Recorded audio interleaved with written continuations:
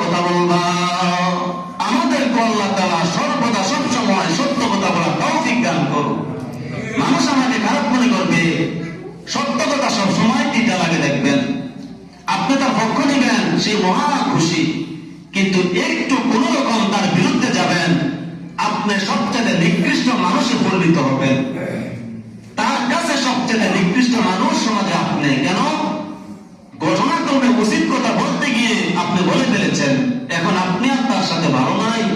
আল্লাহ রাসূল বলে, যদিও তার কাছে তিক্ত মনে হয়, এরপরে তুমি সত্য কথা বলবা।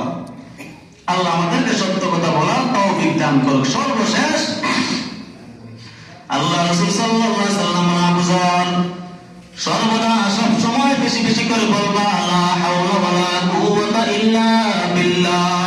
এই তাসবিহটা বেশি বেশি করে আদায় করবা। কেন জানো? এই তাসবিহ এমন একটা তাসবিহ, এমন একটা কালিমা, যেই কালিমা আল্লাহ তাআলা আরশের কাছাকাছি, আল্লাহ তাআলা আরশকে বহন করে রেখেছে এই কালিমা।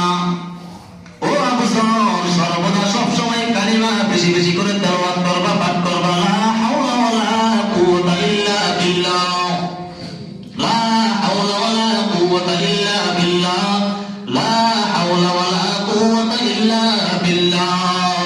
পড়বেন তো ইনশাআল্লাহ। আল্লাহ আমাদেরকে তৌফিক দান করুক। সব সময় কালিমা বেশি বেশি বলবেন আর কথা কম বলবেন। যত কথা কম বলবেন, আমলনামা তত কম ভারী হবে।